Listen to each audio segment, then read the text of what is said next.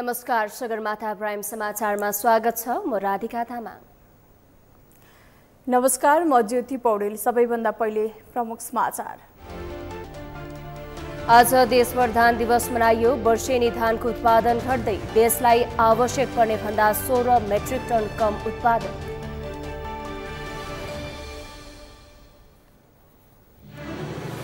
समयमै मल तथा बिउ बिजनको व्यवस्था गर्न नसके पनि धान दिवसमा किसानका खेतमा नेताहरू। वास्तविक किसानलाई रोपाइको चटारो, नेतालाई प्रचारकै पिर।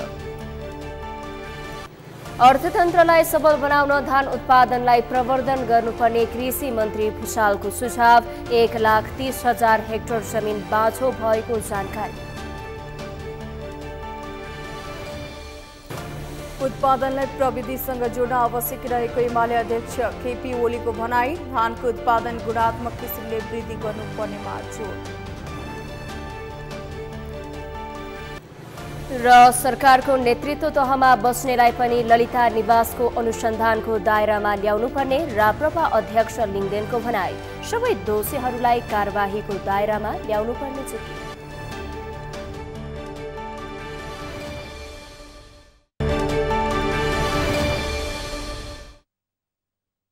अब समाचार विस्तारमा। आज धान दिवस विक्रमसम्म 2061 मा 29 गते मन्त्री स्तरीय निर्णय गरी 2062 साल असार 15 गतेदेखि नेपालमा राष्ट्रिय धान दिवस मनाउन थालिएको हो। किसान वर्षभरका लागि छाक जुटाउन असार महिना खेतीमा व्यस्त हुन्छन्। असारे भाकामा लोकदोहोरी गाउँदै छुपु छुपु हिलोमा धान रोपिन्छ। कामको चटारोले थकित भएका किसान शक्ति प्राप्तिका लागि दही चिउरा खान्छन्। यसबेला दही चिउराले शरीरमा शीतलता भई शक्ति सञ्चय हुने विश्वास गरिन्छ। असार 15लाई नेपाली समाजमा दही चिउरा खाने पर्वका रूपमा पनि लिइन्छ। धान उत्पादनमा नेपाल विश्वको 12औं स्थानमा छ। हाल नेपाललाई 72 लाख मेट्रिक टन धान आवश्यक पर्नेमा उत्पादन 56 लाख मेट्रिक टन मात्रै उत्पादन भइरहेको बाली विकास तथा कृषि जैविक विविधता संरक्षण केन्द्रले जनाएको छ।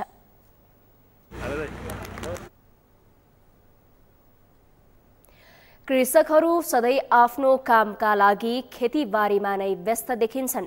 उनीहरूलाई खेती गर्न कुनै दिवस पर्खिरहनु पर्दैन। तर शुक्रबार मनाएको धान दिवसका अवसरमा विभिन्न स्थानहरूमा धान रोपाई गरिएको छ, जहाँ नेता ठूला बडादेखि बालबालिकाको समेत सहभागिता देखियो। आज नेताहरू किसानको खेतमा पुगेपछि कृषि मल बिउ बिजनमा सहज बनाउनु भन्दा पनि नेताहरूलाई प्रचारकै पिरलो भएको भन्दै सामाजिक सञ्जालमा व्यङ्ग्य समेत गरिएको छ। एक रिपोर्ट। जलवायु अनुकूलित कृषक मैत्री प्रविधि ज्ञान उत्पादनमा वृद्धि भन्ने नाराका साथ 20औं राष्ट्रिय धान दिवसका अवसरमा शुक्रबार देशभर रोपाई गरिएको छ। रोपाईमा कृषकको भन्दा पनि दिवस मनाउनेहरूको उत्साह बढी देखिएको छ।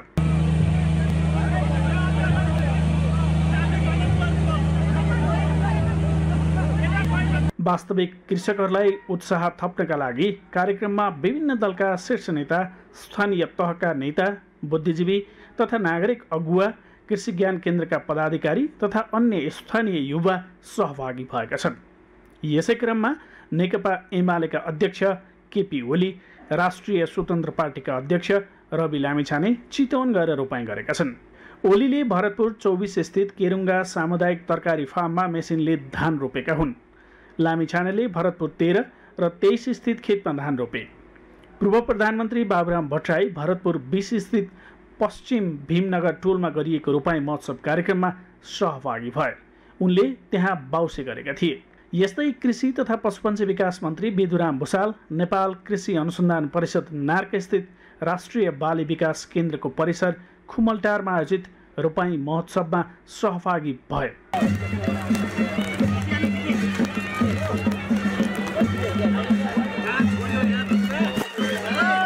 धान दिवसमा रमाइलो गर्दै आफूहरूलाई उत्साह दिए जस्तै मल बिउ बिजन लगायतका समस्या हुँदा पनि सहयोग हुनेमा कृषकहरू आशावादी छन्। यसरी नेता तथा सम्बद्ध व्यक्तिहरू धान दिवसको एक दिन धान रोपे जस्तो गरेको भन्दै सामाजिक सञ्जालमा एग्रिकल्चर बढावा दिने नभई बिग्रेको कल्चर भन्दै कटाक्ष गरिएको थियो। देशभर मध्य असारसम्म आइपुग्दा पनि 30% पनि धान रोपाई हुन सकेको छैन। यसपटक कुल लामो खडेरीले कृषि क्षेत्र प्रभावित भएको छ। मध्य असार लागिसक्दा पनि प्रशस्त पानी नपरेपछि धान रोपाई प्रभावित भएको हो। समयमै पानी नपरेपछि प्रदेशका अधिकांश भूभागमा धान रोपाई गर्न ढिलाइ भएको छ।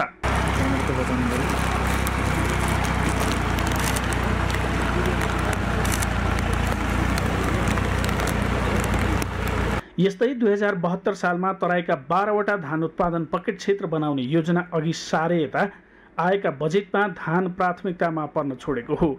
यसरी बजेटबाट हराउँदै गएको धान सरकारले दैनिक 10 करोड रुपियाँ खर्च गरेर आयात गर्दै आएको भन्सार विभागको तथ्याङ्क छ।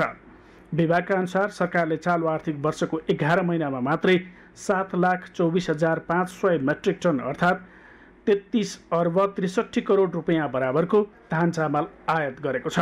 यो भनेको औसतमा दैनिक 10 करोड रुपियाँ बराबरको आयात हो। धान उत्पादनमा नेपाल विश्वको 12औं स्थानमा छ। हाल नेपाललाई 72 लाख मेट्रिक टन धान आवश्यक पर्नेमा उत्पादन 56 लाख मेट्रिक टन मात्रै भइरहेको छ। यस्तै पछिल्लो समय नेपाली विदेशी क्रम बढ्दै जाँदा र गाउँबाट सहरमा बसाइ सर्ने कारणले 1,30,000 हेक्टर जमिन बाँझो भइसकेको छ। राष्ट्रिय धान दिवस तथा रोपाई महोत्सव 2080 देशभर विभिन्न तह र स्थानमा मनाइएको छ। विक्रम सम्वत 2061 मा अन्तर्राष्ट्रिय धान वर्ष घोषणा भएपछि नेपालमा पनि यो दिवसका रूपमा मनाउन सुरु गरिएको हो। मानो रोपेर मुरी उब्जाउने महिनाको मध्य अर्थात् असार 15 गतेलाई रोपाई जात्रा, हिलो खेल्ने, दही चिउरा खाने जस्ता नामले पनि मनाउने चलन छ। तर अहिले वास्तविक किसानलाई रोपाईको पिरोलो पर्दै गर्दा अन्यलाई भने रमाइलो गर्ने तथा सामाजिक सञ्जाल मार्फत प्रचार गर्ने दिन बनेको छ। कृषि तथा पशुपन्छी विकास मन्त्री डाक्टर बेदुराम भुसालले अर्थतन्त्रलाई सबल बनाउन धान उत्पादनलाई प्रवर्धन गर्नुपर्ने बताउनु भएको छ। राष्ट्रिय कृषि अनुसन्धान परिषदले शुक्रबार ललितपुरमा आयोजना गरेको 20औं राष्ट्रिय धान दिवस तथा रोपाई महोत्सवलाई सम्बोधन गर्दै मन्त्री भुसालले 1,30,000 हेक्टर जमिन बाँझो भएको भन्दै अर्थतन्त्रलाई सबल बनाउन धान उत्पादनलाई प्रवर्धन गर्नुपर्ने बताउनु भएको हो। उहाँले नेपालीको जीवनयापन परिवर्तन हुँदै जाँदा उत्पादनमा ध्यान दिन नसकिएको र जमिन बाँझो रहन पुगेको। भुसालले उत्पादन गरेको प्रविधि र बिउ लक्षित वर्ग किसानसम्म पुर्याएर उपलब्धि हासिल गर्नुपर्नेमा जोड दिनुभयो। उहाँले बाँझो जमिन उत्पादनका निम्ति यसपटक मन्त्रालयले केही बजेट छुट्याएको जानकारी दिनुभयो। राष्ट्रिय योजना आयोगले कृषि मन्त्रालयको बजेट सिलिङ गराउँदा समस्या भएको उहाँले बताउनुभयो। त्यसै मन्त्री भुसालले कृषि सामग्री संस्थानका 41 डिपोसँग र साल्ट ट्रेडिङसँग मल पर्याप्त मौसात रहेको भन्दै यस वर्ष मलको अभाव नहुने स्पष्ट पार्नुभयो। त्यसका अतिरिक्त युवाहरूको वैदेशिक रोजगारीमा जाने अर्को कारण हो भने तेस्रो त्यहाँ पर्याप्त सेवा सुविधाहरू पुर्याउन सकिएन, तेस्रो कारण। र चौथो कारण भनेको चाहिँ जङ्गली जनावरहरूको हमला हो। यी कारणहरूलाई पन्छाउँदै हामीले फेरि ती बाँझो जमिनमा खेतीपाती गर्न थाल्यौँ भने हामीले फेरि उत्पादन वृद्धि गर्छौँ। कार्यक्रममा कृषि तथा पशुपन्छी विकास मन्त्रालयका सचिव डाक्टर दीपक कुमार खरालले खाद्य सुरक्षा आय आर्जनका दृष्टिकोणले धान उत्पादनमा वृद्धि गर्नुपर्ने धारणा राख्नुभयो। यस वर्ष जलवायु अनुकूलित कृषक मैत्री प्रविधि धान उत्पादनमा वृद्धि भन्ने नाराका साथ धान दिवस मनाएको हो।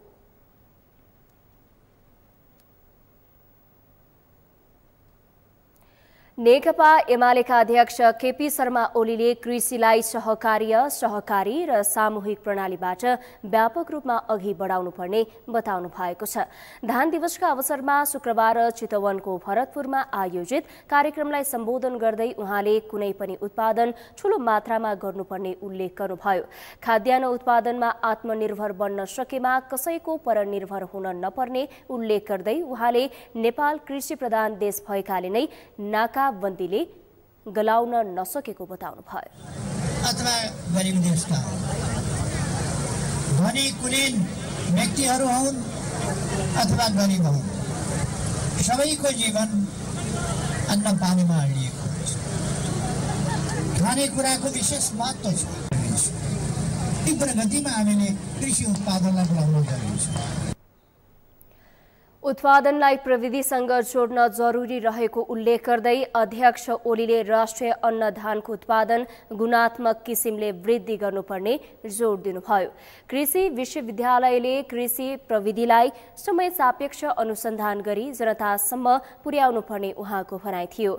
कार्यक्रमपछि ओलीले अत्याधुनिक प्रविधि मेसिनबाट धान रोपाई गर्नुपर्ने बताउनुभयो।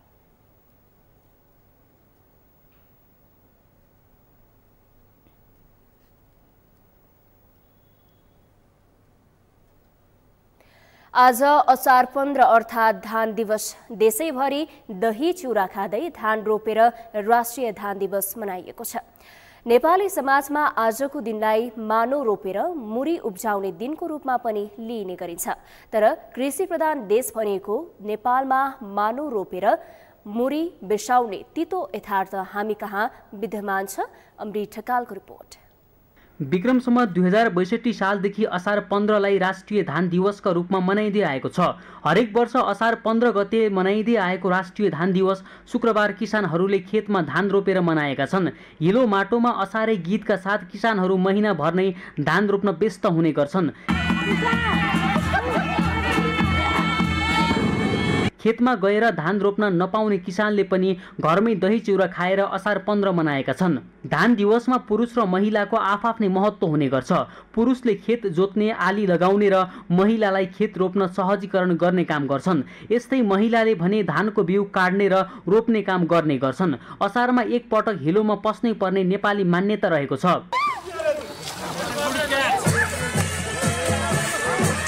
तर पछिल्ला दिनमा भने खेतीपातीमा बढ्दै गएको यान्त्रिकीकरणले गोरु तथा राँगाले जोत्ने एवं रोपारबाटै रोप्ने परम्परा पनि अन्त्य हुँदै गएको छ। यद्यपि अझै पनि कतिपय पहाडी र तराई क्षेत्रमा परम्परागत रूपमा खेती गरिँदै आएको छ, जसका कारण सरकारी नीति अनुसारको उत्पादन हुन सकेको छैन। बहुसंख्यक मानिस कृषि कर्ममै आबद्ध भएकाले हरेक वर्ष औपचारिक रूपमै ठाटाबाटाका साथ दिवस मनाइए पनि कृषि प्रधान देश नै अझै कृषिमा आत्मनिर्भर हुन सकेको छैन। मुख्य बाली धान नै भए पनि नेपालमा वर्षेनी करोडौं रकमको चामल आयात रोकिएको छैन। तर यसपालि वर्षाले पनि साथ दिएकाले धान तथा चामल आयातको दर कम हुने अपेक्षा गरिएको छ। सगरमाथा टेलिभिजनका लागि क्यामेरामा गौरव खड्काका साथमा अमृत ढकाल, काठमाडौँ। सक्रिय भएका कारण मध्य असारसम्म पनि रूपन्देहीमा 30% मात्र रोपाई भएको छ। लामो समयसम्म खडेरी परेको र पानी पर्न थालेपछि पनि कम पानी परेका कारण पर्याप्त मात्रामा रोपाई हुन नसकेको किसानहरू बताउँछन्। असार 15 गते धान दिवस मनाइरहँदा पनि अधिकांश किसानका खेत बाँझै रहेको भन्दै किसानहरूले चिन्ता व्यक्त गरेका छन्। यसैबीच धान रोपाई गर्न किसानहरूलाई उत्साहित र अभिप्रेरित गर्ने उद्देश्यले आज जिल्लाका विभिन्न स्थानमा धान दिवस मनाइएको छ। जिल्ला स्थित विभिन्न सरकारी निकाय तथा गैर सरकारी स्थानीय संघ संस्था र निकायहरूको आयोजनामा 20औं धान दिवस मनाइएको छ। धान दिवसमा नेतादेखि कार्यकर्तासम्म र जनप्रतिनिधिको सहभागिता रहेको थियो।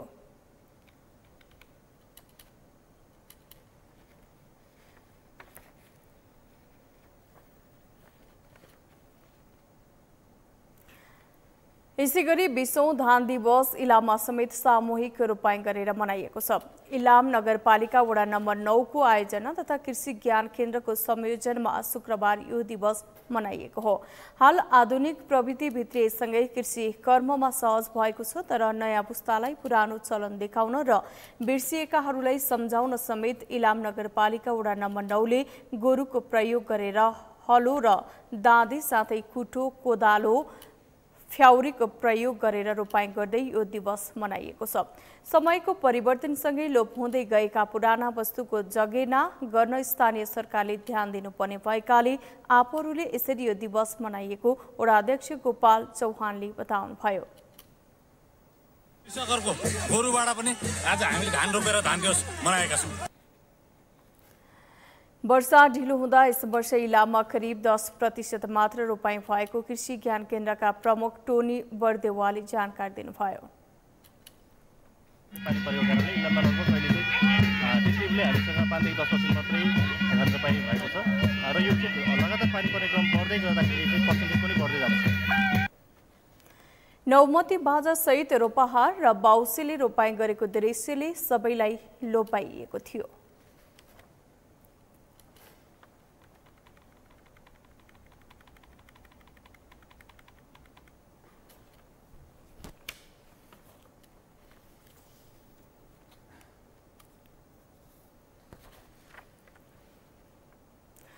मुलुक कृषि प्रधान देश भए तापनि अझै कृषिजन्य वस्तुमा आत्मनिर्भर बन्न सकेको छैन। कुल ग्राहस्थ उत्पादनको 1/4 हिस्सा कृषि क्षेत्रले ओगटेको छ।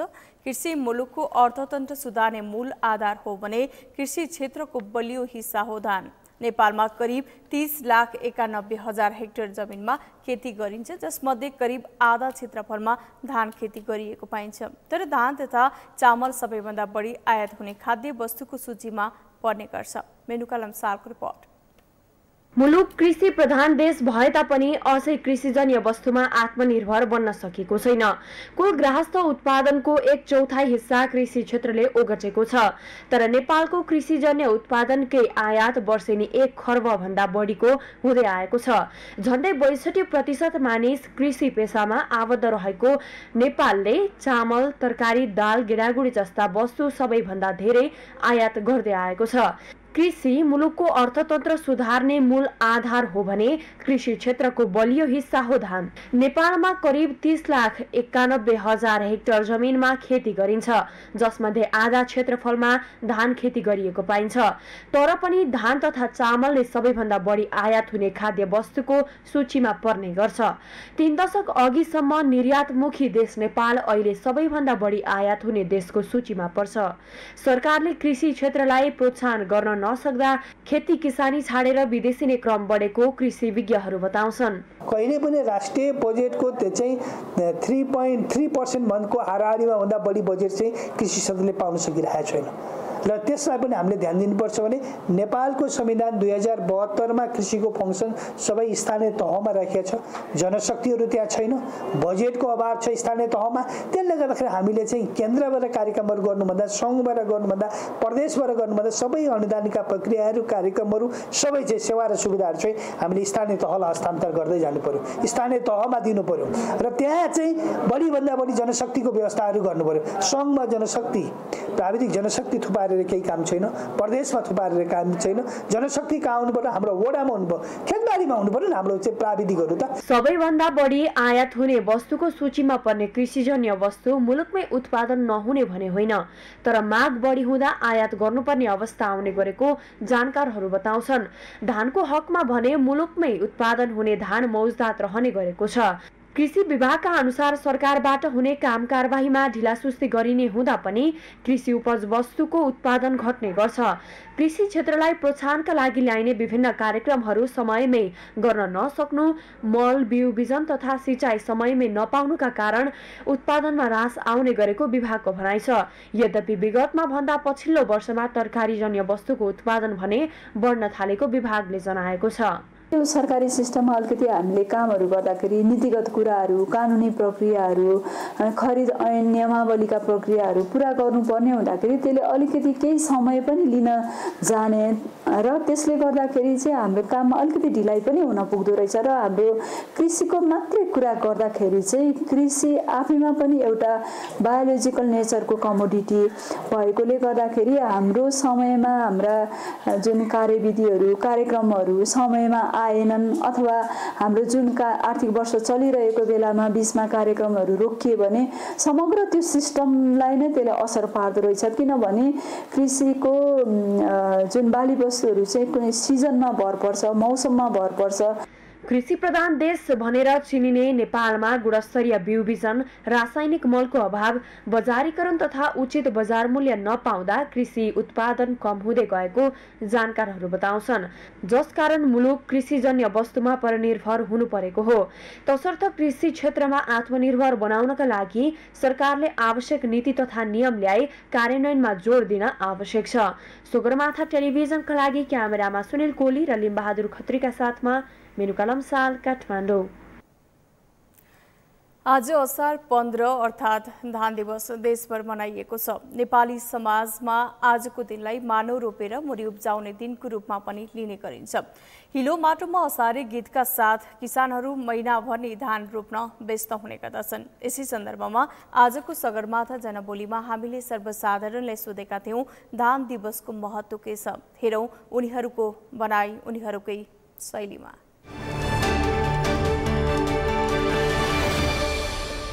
नेपाल कृषि प्रधान देश भएको हुनाले हामीले चाहिँ यो असार 15 लाई चाहिँ विशेष गरी यो तपाईँको हाम्रो धान दिवस, यो धान रोपाई गर्ने होइन, दही चिउरा खाने, साथीभाइहरू हेलो खेलेर सेलिब्रेसन गर्ने टाइपमा हामी त्यस्तै नै बुझिरहेका छौँ अहिलेसम्म चाहिँ। तर हाम्रो यो देशमा चाहिँ कृषिमा क्रान्ति चाहिँ हाम्रो सम्भव छ भनेर हाम्रो सम्पूर्ण नेपालीहरूलाई चाहिँ हामी कृषि गर्नको लागि चाहिँ आह्वान गर्दछौँ। आज असार 15 धान दिवस भनेर मनाइन्छ नेपालमा चाहिँ। नेपाल कृषि प्रधान देश भएको कारणले गर्दाखेरि पनि यसको चाहिँ विशेष प्राथमिकता रहेको छ। आज चाहिँ दही चिउरा खाने, त्यसपछि धान रोप्ने, अनि सबैजना प्राय मान्छेहरूले जो सहरमा हुनुहुन्छ, जो चाहिँ अब कृषिबाट अलि टाढा हुनुहुन्छ, उहाँहरू पनि चाहिँ रमाइलोको लागि पनि र मनाउनकै लागि यो विशेष दिन स्पेसल बनाउनको लागि नै उहाँहरू पनि आएर चाहिँ धान रोप्ने, हिलोमा खेल्ने चाहिँ गरेर रमाइलो गर्नुहुन्छ। आज असार 15लाई यो विशेष गरी धान दिवसको रूपमा लिइन्छ। अनि त्यसपछि अब आजदेखि चाहिँ अब सुरु हुन्छ। आज असार 15 धान दिवस, मानु रोपेर मुरी फलाउने दिन है। हजुर, एकदम हामी सबै दिदीबहिनी मिलेर यहाँ धान रोप्दैछौँ। हजुर, त्यही असारको 15 गते जसरी भए पनि सबैजनाले जोस खेतमा धान रोप्नुपर्छ भन्ने नियम छ, चलन एउटा हाम्रो। मानो रोपेर मुरी फलाउने भन्ने चलन छ, त्यही नै हो।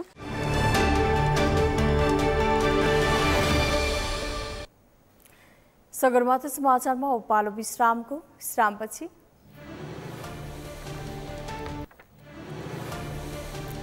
कोशी प्रदेशमा नेकपा एमालेको सरकार ढल्यो। प्रदेशसभामा बहुमतका लागि आवश्यक पर्ने 47 मत प्राप्त गर्न नसकेपछि मुख्यमन्त्री हिक्मत कुमार कार्की पदमुक्त। एमनको हुथी विद्रोही समूहद्वारा सरकारी सेना र साउदी नेतृत्वको गठबन्धन विरुद्ध पुनः युद्ध गर्ने चेतावनी। शान्ति वार्तामा बेइमानी गरेको विद्रोहीको आरोप। र मलेसियामा जारी एसिसी इस्ट जोन अन्डर 16 प्रतियोगिताको समोचरणको अन्तिम खेलमा मलेसियालाई पराजित गर्दै नेपाल समूह A को विजेता बन्यो, जससँगै नेपाल सेमी फाइनल प्रवेश।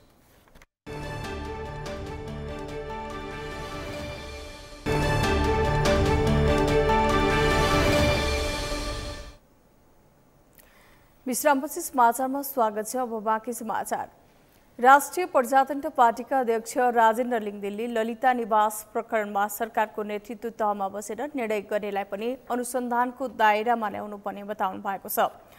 शुक्रबार काठमाडौँमा आयोजित पार्टी प्रवेश कार्यक्रममा लिङदेनले यसअघिका सुडान घोटाला लगायत ठूला प्रकरणमा तल्लो तहका व्यक्ति मात्रै कारबाहीको दायरामा आएको भन्दै ललिता निवास प्रकरणमा सरकारको नेतृत्व तहमा बसेर निर्णय गर्नेलाई पनि अनुसन्धानको दायरामा ल्याउनु पर्ने बताउनु भएको हो। राप्रपा पूर्ण रूपमा सुशासनको पक्षमा रहेको भन्दै लिङदेनले नक्कली भुटानी शरणार्थी र ललिता निवास प्रकरणको निष्पक्ष छानबिन गर्दै सबै दोषीहरूलाई कारबाहीको दायरामा ल्याउनु पर्ने बताउनुभयो। त्यस्तै उहाँले मुलुकमा भ्रष्टाचार, वैदेशिक हस्तक्षेप बढ्दै गएको र भ्रष्टाचारको डङ्गुरमाथि बसेर देशका शासकहरू शुद्धताको मन्त्र उच्चारण गरिरहेको टिप्पणी गर्नुभयो। लिङदेनले ठूला भ्रष्टाचारका प्रकरणमा अनुसन्धान सुरु भएपछि सरकारमा बस्नेहरूले जस लिन खोजेको र अर्को पक्ष आफ्ना मान्छेहरूलाई जोगाउने कसरतमा लागेको जिकिर गर्नुभयो। भुटानी शरणार्थी प्रकरण मात्रलाई हेर्नुभयो भने पनि हामीले बारम्बार भनेको कुराको पुष्टि हुन्छ। हामीले भन्यौं निरन्तर रूपमा कि नेपालमा हुने सबै भ्रष्टाचार काण्डहरूमा अहिलेका ठुलाउँ भन्ने सबै दलहरू संलग्न छन्। त्यो कुरा प्रमाणित भयो कि भएन? अहिले कुन दल चाहिँ चोखो रहेछ त? चाहे ललिता निवास प्रकरणमा होस्, चाहे यो नक्कली भुटानी शरणार्थी प्रकरणमा होस्, चाहे त्यो अहिले फाइल खोल्न बाँकी रहेको व्हाइट बडी प्रकरणमा होस्, अहिले प्रहरीले आफ्नो नियमित काम अगाडि बढाएपछि र जनदबावहरू बढ्न थालेपछि, फाइलहरू खोलिन थालेपछि सरकारमा बस्नेहरू एकातिर ठुल्ठुला कुरा गरिराखेका छन्। हामीले सुरु गर्यौं भनेर अर्कातर्फ ठुल्ठुला मान्छेहरू र आफ्ना मान्छेहरूलाई र आफू कसरी जोगिने भन्ने योजनामा पनि लागिराखेका छन्। उहाँले कृषि क्षेत्रमा अनुदान बढ्दै जाँदा पनि उत्पादन बढ्न नसकेको र आयात निरन्तर बढ्दै गएको बताउनुभयो। कार्यक्रममा विभिन्न पार्टीबाट आएका नेता कार्यकर्तालाई लिङ्गदिनले पार्टी प्रवेश गराउनु भएको थियो।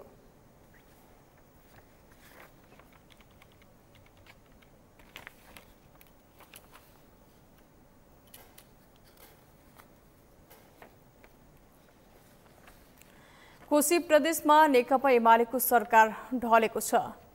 शुक्रबार कोशी प्रदेश सभा मुख्यमन्त्री हिक्मत कुमार कार्कीले विश्वासको मत प्राप्त गर्न नसकेपछि सरकार ढलेको हो। विश्वासको मत प्राप्तका लागि भएको मतदानका क्रममा कार्कीको पक्षमा 46 र विपक्षीमा 43 मत परेको थियो। 93 सदस्यीय प्रदेश सभामा बहुमतका आवश्यक भने 47 मत प्राप्त गर्न नसकेपछि मुख्यमन्त्री कार्की पदमुक्त हुनुभयो। मतदानका क्रममा प्रदेशसभामा 89 सांसद उपस्थित थिए। प्रदेशसभाका कायम संख्याको बहुमत प्राप्त गर्न नसकेका कारण मुख्यमन्त्री कार्कीले विश्वासको मत प्राप्त गर्न नसक्नु भएको प्रदेशसभाका सभामुख बाबुराम गौतमले जानकारी दिनुभयो। प्रदेशसभाबाट विश्वासको मत प्राप्त गर्न राख्नुभएको प्रस्तावको पक्षमा अर्थात् हुन्छ भन्ने पक्षमा जम्मा 46 मत प्राप्त भएको छ। त्यसैगरी प्रस्तावको विपक्षमा अर्थात् हुन्न भन्ने पक्षमा जम्मा 43 मत प्राप्त भएको छ। प्रस्तावको विपक्ष नरही मत दिन्न भन्ने पक्षमा जम्मा 0 मत प्राप्त भएको छ। प्रदेश सभामा एमालेका 40 र राप्रपाका 6 गरी 46 प्रदेश सांसद मुख्यमन्त्री कार्कीको पक्षमा उभिएका थिए। कार्कीले विश्वासको मत नपाएपछि अब कोशीमा नयाँ सरकार गठनको प्रक्रिया सुरु भएको छ। अब कांग्रेस वा माओवादी केन्द्रको नेतृत्वमा सरकार बनाउने तयारी गरिएको छ।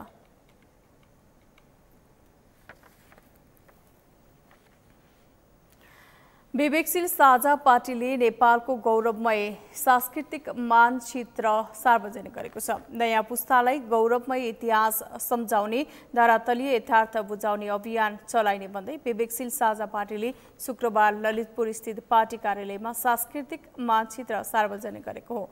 अखण्ड स्वायत्त एवं सार्वभौम नेपालको गौरवमय इतिहास झल्काउँदै नयाँ पुस्तामा देशभक्तिको भावनालाई आत्मसात गराई धरातलीय यथार्थ बुझाउन सांस्कृतिक मानचित्र सार्वजनिक गरिएको अध्यक्ष समीक्षा बास्कोटाले जानकारी दिनुभयो।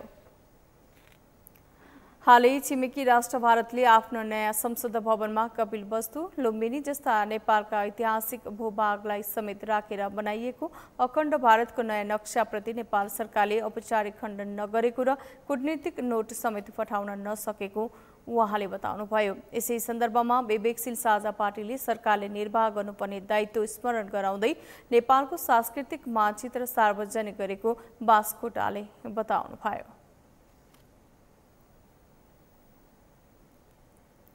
नक्सा हेर्दै गर्दा या विभिन्न कालखण्डमा विभिन्न समयमा यही हाम्रो चुच्चे नक्साकै बारेमा पनि जसरी विवाद परिरहेको बेलामा किन नेपालले चाहिँ आवाज उठाउन सक्दैन, किन कूटनीतिक रूपमा एउटा राम्रो प्रयास गरेर हाम्रो अहिले जे भूमि छ त्यही भूमिको लागि चाहिँ किन आवाज उठाउन सक्दैन। तपाईँ हामी सबैजना नै आफ्नो घरको 4 किल्लामा एक आना पनि कसैले मिच्यो भने आवाज उठाउँछौँ। साइडको छिमेकी कति धनाढ्य छ या कति ठुलो छ भनेर हामी हेर्दैनौँ, तर हामीलाई हाम्रो 4 किल्ला मिचिएको मन पर्दैन। त्यस्तै हामी आम नेपाली नागरिकलाई हाम्रो 4 किल्ला मिचिएको मनपर्छ त भनेपछि नागरिकको तर्फबाट हरेक नागरिकले गर्ने होइन, त्यो गर्नुपर्ने कसले हो त भन्दाखेरि नेपाल सरकारले गरिदिनु पर्ने हो।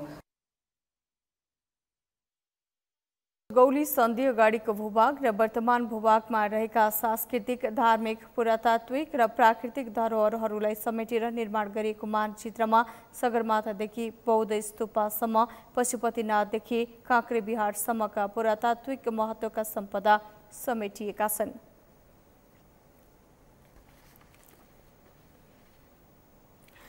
सार्वजनिक पद धारण गरेका व्यक्तिले सम्पत्ति विवरण सार्वजनिक गर्नुपर्ने ऐनमा उल्लेख भए पनि प्रधानमन्त्री तथा मन्त्रीहरूले आफ्नो सम्पत्तिको विवरण आम नागरिकले देख्न पाउने गरी सार्वजनिक गरेका छैनन्।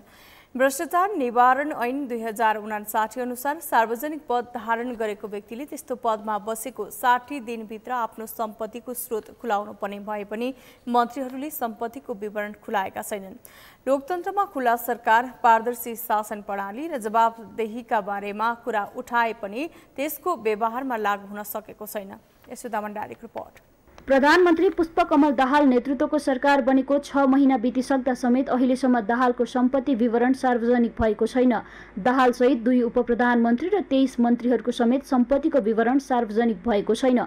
प्रधानमन्त्री तथा मन्त्री परिषदको कार्यालयको आधिकारिक वेबसाइटमा सम्पत्ति विवरण प्राप्त भएको उल्लेख भए पनि उनीहरूको चल अचल सम्पत्ति कति छ भन्ने बारे सार्वजनिक गरिएको छैन।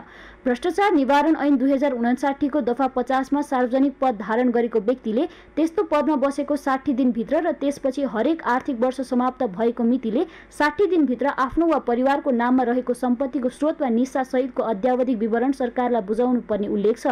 तोकिएको समयमा सम्पत्तिको विवरण नबुझाए त्यस्ता व्यक्तिले 5000 सम्म जरिवाना तिर्नुपर्ने कानुनी व्यवस्था छ। तर अहिलेका प्रधानमन्त्री मन्त्रीहरूले त्यसलाई व्यवस्था गरेको जानकारहरू बताउँछन्। हरेक सार्वजनिक पद धारण गरेको व्यक्तिले हरेक 5 वर्षमा चाहिँ आफ्नो सम्पत्ति विवरण चाहिँ पेश गर्न पर्छ। अझ हरेक साल पनि भनेको छ कि त्यसपछि चाहिँ त्यसको अनुगमन पनि गर्ने चलन छ। नबुझाएमा 5000 जरिवाना पनि हुन्छ। अब जहाँसम्म पोलिटिकल मान्छेका छन् तिनीहरूले पनि अहिलेसम्म क्याबिनेटमा आइसकेपछि सार्वजनिक गर्ने गरेका थिए। अब गर्न पनि पर्छ। अब त्यो चाहिँ अहिले किन गरिरहेको छैन मलाई थाहा भएन। लोकतन्त्रमा खुला सरकार, पारदर्शी शासन प्रणाली तथा जवाफदेहीका बारे कुरा उठाए पनि त्यसको व्यवहारमा लागू हुन सकेको छैन। प्रधानमन्त्री पुष्पकमल दाहालले समेत पटक पटक सुशासन, नैतिकताका बारेमा बोल्दै आएका छन्, तर उनकै सम्पत्ति कति छ भन्ने बारे आम नागरिकले थाहा पाउन सकेका छैनन्। सम्पत्ति विवरण सार्वजनिक हुँदा उनीहरूले सार्वजनिक पद धारण गर्दै गर्दाको सम्पत्ति र अहिलेको सम्पत्ति कति बढ्यो वा घट्यो भन्ने आम नागरिकले परीक्षण गर्न पाउँथे। तर 3 पटक प्रधानमन्त्री भइसकेका पुष्पकमल दाहालले आफू पदमा हुँदा सम्पत्ति विवरण गोप्य राख्दा यसले आम नागरिकमा आशंका बढाएको छ। ट्रान्सपरेन्सी इन्टरनेसनलकी अध्यक्ष पद्मिनी प्रधानाङ्ग सार्वजनिक निकायका पदाधिकारीले नैतिकता र पारदर्शिताका लागि सम्पत्ति विवरण सार्वजनिक गर्नुपर्ने बताउँछिन्। यत्रो बढी महिना भइसक्यो मन्त्री परिषद गठन भएको होइन, सबैले चाहिँ दिनुपर्ने नदिकन अहिले भर्खर पनि बुझाएको कुरा आइरहेको छ। बुझाउने कुरा एउटा भयो, तर के हो भने नैतिकताको आधारमा उहाँहरूले चाहिँ आफ्नो सम्पत्ति सार्वजनिक गर्नुपर्ने हो। किनभने उहाँ पहिलोपल्ट भएको भए पहिलोपल्टको सार्वजनिक हुन्थ्यो। उहाँ पटक पटक भइसकेपछि मेरो पहिले यति थियो, मैले बिचमा यति कमाएर यति भयो भनेर नयाँ अद्यावधिक रूपमा उहाँहरूले सम्पत्ति विवरण चाहिँ नैतिकताको आधारमा सार्वजनिक गर्नुपर्ने हो। प्रधानमन्त्री तथा मन्त्री परिषदको कार्यालयले भने मन्त्रीहरूको सम्पत्ति विवरण प्राप्त भए पनि मन्त्री परिषदबाट निर्णय नभएकाले सार्वजनिक हुन नसकेको बताएको छ। यद्यपि प्रधानमन्त्रीको पद धारण गरेको 6 महिना बितिसक्दा समेत प्रधानमन्त्री दाहाल, उपप्रधानमन्त्री तथा मन्त्रीहरूले सम्पत्ति विवरण खुलाउन नसक्नुमा उनीहरूमाथि आम नागरिकले शङ्का उब्जाउने ठाउँ पाएका छन्। त्यसैले नैतिकताका आधारमा पनि सार्वजनिक पद धारण गरेका व्यक्तिहरूले सम्पत्ति विवरण सार्वजनिक गर्नुपर्ने जानकारहरू बताउँछन्। सगरमाथा टेलिभिजनका लागि क्यामेरामा लिम्बहादुर खत्रीका साथमा यशोदा भण्डारी, काठमाडौँ। आर्थिक वर्ष 2079-80 को अहिलेसम्म 3541 स्थानमा अनुगमन भएको छ। वाणिज्य आपूर्ति तथा उपभोक्ता संरक्षण विभागले नियमित तथा उजुरीका आधारमा 3541 स्थानमा अनुगमन गरेको हो। विभागले विभिन्न पसलहरूको अनुगमन गर्दै फेला पारेका अनाधिकृत तथा प्रतिबन्ध लगाएका वस्तुहरू नष्ट गरेको छ। गत साउन यता विभागले गरेको अनुगमनमा कुल 1,64,31,000 सामग्री नष्ट गरेको छ। यमुना सापकोटाको रिपोर्ट। बजारमा हुने ठगी, कालोबजारीलाई न्यूनीकरण गर्नुका साथै उपभोक्ताको हक हित संरक्षणका लागि वाणिज्य आपूर्ति तथा उपभोक्ता संरक्षणले काम गर्दै आएको छ। बजारमा हुने गैर कानुनी गतिविधिको अनुगमन गरी उपभोक्ताको अधिकारलाई सुनिश्चित पार्न विभागले अनुगमन गर्ने गरेको हो। विभागले नियमित तथा उजुरी अनुसार अनुगमन गर्ने गर्छ। आर्थिक वर्ष 2079-80 को अहिलेसम्म 3541 स्थानमा अनुगमन गरेको छ। अनुगमनमा विभागले विभिन्न पसलहरूमा फेला परेका अनाधिकृत तथा प्रतिबन्ध लगाइएका वस्तुहरूको नष्ट गरेको हो। गत साउन यता विभागले 91 फर्मबाट 1,64,31,000 सामग्री नष्ट गरेको छ।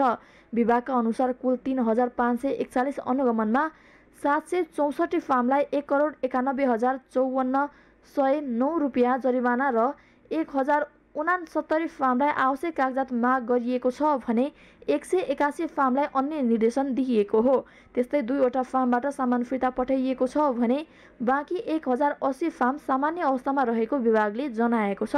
हिजो बेलुकासम्म 3541वटा अनुगमन यो वर्षमा हामीले साउन 1 गतेदेखि यता गरिसकेको छौँ। यो 3541 अनुगमन गर्दाखेरि 764वटा चाहिँ यो फर्महरू चाहिँ कारबाहीमा पर्नु भएको छ। यो जुन डेट एक्सपायर्ड भएको चिजहरू भन्छ नि, सुरक्षित उपभोग्य अवधि समाप्त भइसकेका वस्तुहरू चाहिँ 1,64,32,000 बराबरको वस्तु चाहिँ नष्ट गरिएको छ। र समग्रमा हाम्रो यो वर्षको सिनेरियो त्यही नै हो। अब विशेष गरी जनताको आधारभूत आवश्यकता परिचालन गर्नको लागि चाहिने अति आवश्यक वस्तुहरूमा हाम्रो अनुगमन मूलतः केन्द्रित हुने गर्छ। देश संघीयतामा गएपछि संविधानले तीनै तहको सरकारलाई बजार अनुगमन गर्न कार्य तोकिदिएको छ। त्यसै अनुसार संघीय, प्रदेश र स्थानीय सरकारले बजार अनुगमन गर्नुपर्ने जिम्मेवारी रहेको छ। तर प्रदेश तथा स्थानीय सरकारबाट प्रभावकारी ढङ्गमा बजार अनुगमन नभएको विभागले जनाएको छ।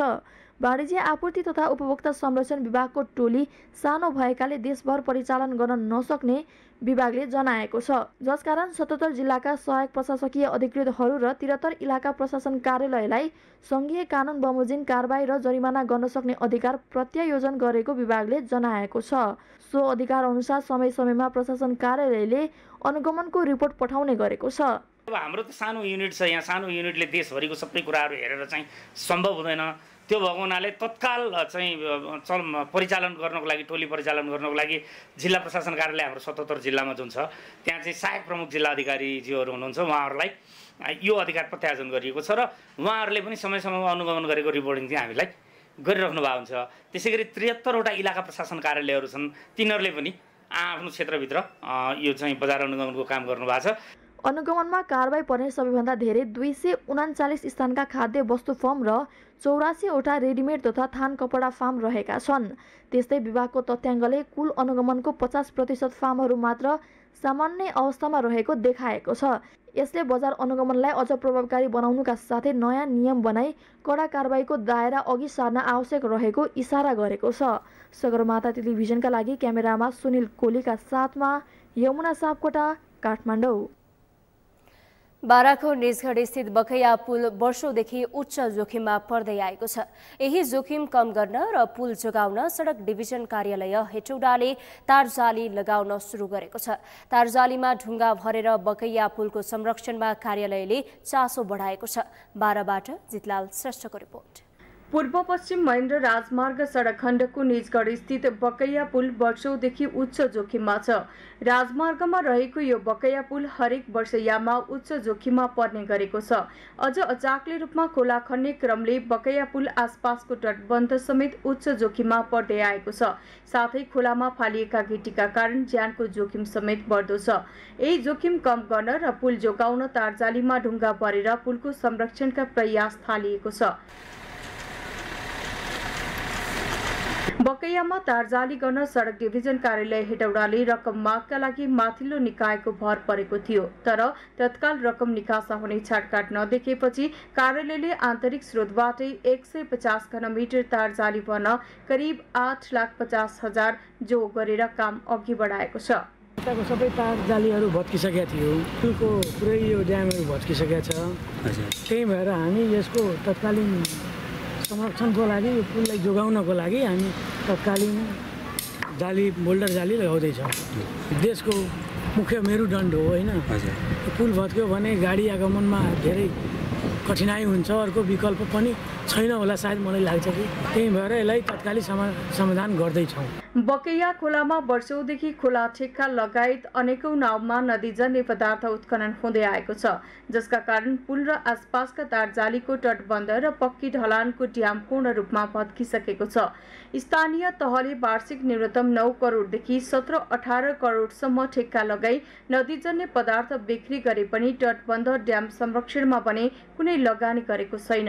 जसले 1 दशक यतादेखि बिस्तारै तारजालीको तटबन्ध र सिमेन्टको पक्की स्ल्याबको ड्याम भत्किँदै गएको हो। अहिले तटबन्ध ड्यामको तल्लो सतहका कुल संरचना मध्ये 75% भत्किसकेका छन्। यसरी भत्किएको भाग छोप्न स्थानीय क्रसर उद्योगहरूले बिक्री नहुने टेनडाउन गिट्टी खोलामा फाल्ने गरेसँगै खोलामा पूजा गर्न नुहाउन आउनेहरूको ज्यानै जोखिममा पर्न थालेको छ। हामी यहाँ बग्या खोलामा पूजा गर्न आउँदाखेरि यहाँ भास्यो, टेक्दाखेरि हामी खोलातिर जाँदाखेरि भास्यो। फेसरले यहाँ नराम्रो खालको काम नलाग्ने यहाँ गिटीहरू ल्याएर राखिदिएको भएर भाँसिन्छ। भोलि यहाँ अलि ठुलो खोलाबाडी आउन सक्छ। असारको मौसम छ, बालबच्चाहरू पौडी खेल्न आउँदाखेरि डुबेर दुर्घटना हुन पनि सक्छ। बाहिरबाट तीर्थयात्रीहरू आउँछन् नुहाउनलाई यहाँ खोलामा स्नान गर्नलाई, त्यहाँबाट यहाँ नराम्रो दुर्घटना हुन सक्छ। पूजा गर्न आउँदैन, यहाँ त्यस्तो भाँसिरहेछ होइन। बच्चाहरू पौडी खेल्न गर्न आउँदा पनि दुर्घटना हुन सक्ने सम्भावना छ। राजमार्ग निर्माणको क्रममा पुलसँगै सो ड्याम तत्कालीन सोभियत सङ्घ रुसले निर्माण गरिदिए पनि यस्ता संरचनाको संरक्षणमा न स्थानीय तह न प्रदेश सरकार अनि न त सङ्घीय सरकारले नै चासो देखाएका छन्। स्थानीय तहहरूले आन्तरिक स्रोत भन्दै खोलामा नदीजन्य पदार्थको ठेक्का लगाए पनि इमान्दारीपूर्वक अनुगमन नियम नहुँदा मापदण्ड विपरीत नदीजन्य पदार्थको उत्खनन दोहन हुने गरेको छ, जसका कारण राजमार्गको लाइफलाइन मानिने बारा स्थित बकैया पुल, पसाहा पुल, बालगंगा पुल उच्च जोखिममा रहेको छ। यस्तै जोखिमका कारण भाँसिएको दुधौरा पुल निर्माण थालिएको 4 वर्ष बिते पनि अझै सम्पन्न हुन नसक्दा सवारी साधन आवागमनमा निकै कठिनाई भइरहेको छ। सगरमाथा टेलिभिजनका लागि बाराबाट जितलाल श्रेष्ठको रिपोर्ट। सगरमाथा समाचारमा बपालो विश्रामपछि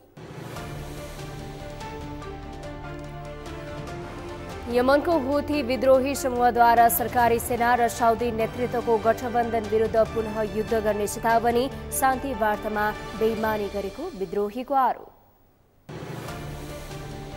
र मलेसियामा जारी एसीसी इस्ट जोन अन्डर 16 प्रतियोगिताको समूह चरणको अन्तिम खेलमा मलेसियालाई पराजित गर्दै एमाले समूह ए को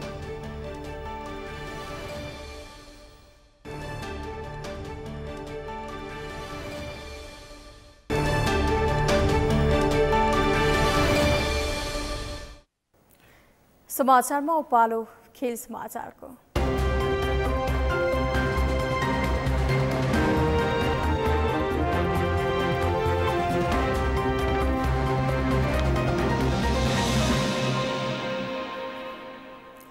मलेसियामा जारी एसीसी इस्ट जोन अन्डर 16 प्रतियोगिताको समूह चरणको अन्तिम खेलमा घरेलु टोलीलाई पराजित गर्दै नेपाल समूह ए को विजेता बनेको छ। बायोमास ओभल क्रिकेट मैदानमा नेपालले मलेसियालाई 85 रनले पराजित गरेको हो। नेपालले दिएको 184 रनको लक्ष्य पछ्याइएको मलेसिया 30.5 ओभरमा 79 रन बनाउँदै अल आउट भयो। मलेसियाका लागि मोहम्मद हैरिलले 54 बलमा 25 रन बनाए। कप्तान मोहम्मद आलिफले 15 तथा मोहम्मद अक्रमले 12 रन बनाए। मलेसियाका अन्य ब्याटरले दोहोरो अङ्कमा रन बनाउन सकेनन्। नेपालका लागि अशोक धामीले 7 ओभरमा 14 रन खर्चिएर 4 विकेट लिए। कप्तान अभिषेक तिवारीले 3 तथा सन्तोष यादवले 2 विकेट लिए। त्यसअघि टस जितेर पहिला ब्याटिङ गरेको नेपालले 33.4 ओभरमा अल आउट हुँदै 183 रन बनाएको थियो। नेपालका लागि अशोक धामीले 36 बलमा 3 चौका र 5 छक्का सहित 52 रनको अर्धशतकीय इनिङ खेले। नेपालको 15 रन हुँदा पहिलो विकेट गुमेको थियो। ओपनर नीरज कुमार 6 बलमा 8 रन बनाउँदै आउट भएका थिए। दोस्रो विकेटका लागि दीप कुमार र सूर्याङ्शु कोइरालाले 42 बलमा 33 रनको साझेदारी गरेका थिए। सूर्याङ्शुले 20 बलमा 23 रन बनाए। दीप कुमार 41 बलमा 15 रन बनाउँदै आउट भए। त्यसपछिका खेलाडीहरू क्रिजमा जम्न सकेनन्। 8औं विकेटका लागि नरेन भट्ट र अशोक धामीका बीचमा 34 बलमा 45 रनको महत्त्वपूर्ण साझेदारी भएको थियो। नरेन भट्टले 43 बलमा 29 रन बनाए। 91 रनमा 7 विकेट गुमाएको नेपालका लागि धामीको अर्धशतकले बलियो योगफलसम्म पुर्याउन मद्दत गर्यो। 9औं विकेटका लागि कृतिक कामतसँग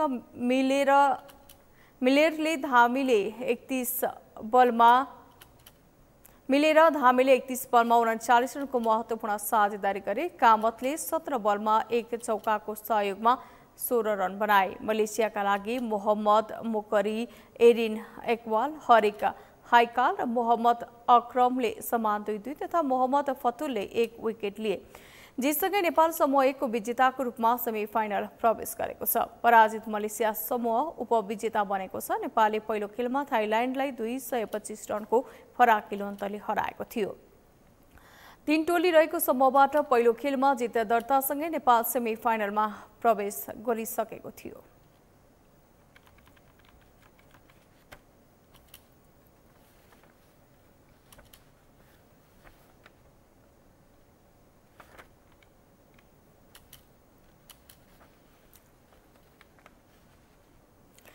समाचारको अन्तिममा मुख्य समाचार पुनः एकपटक। आज देशभर धान दिवस मनाइयो। वर्षेनी धानको उत्पादन घट्दै देशलाई आवश्यक पर्ने भन्दा 16 मेट्रिक टन कन उत्पादन।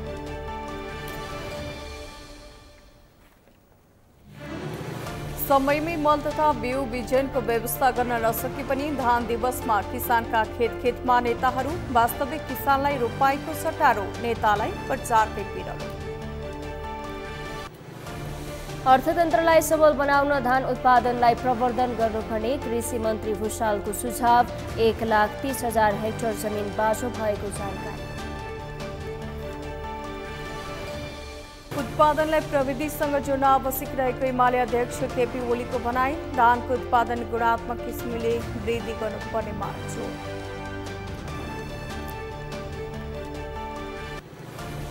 र सरकारको नेतृत्व तहमा बस्नेलाई पनि ललिता निवासको अनुसन्धानको दायरामा ल्याउनुपर्ने राप्रपा अध्यक्ष लिङ्गदेनको भनाई। सबै दोषीहरूलाई कारबाहीको दायरामा ल्याउनुपर्ने छ। हौस् सगरमाथा प्राइम समाचार अहिलेलाई सकियो। तपाईँ समाचार बुलेटिनका साथै सगरमाथा टेलिभिजनका सम्पूर्ण कार्यक्रम www.sagarmatha.tv मा पनि पढ्न र हेर्न सक्नुहुनेछ। साथै युट्युबमा youtube.com/sagarmatha TV नेपालमा हेर्न सक्नुहुनेछ। तपाईँ हामीलाई फेसबुकमा पनि facebook.com/USTV नेपालमा फलो गर्न सक्नुहुनेछ। समाचारको शिखर नेपालको गौरव नेपालको पहिलो न्युज च्यानल सगरमाथा टेलिभिजन हेर्दै गर्नुहोला। नमस्कार।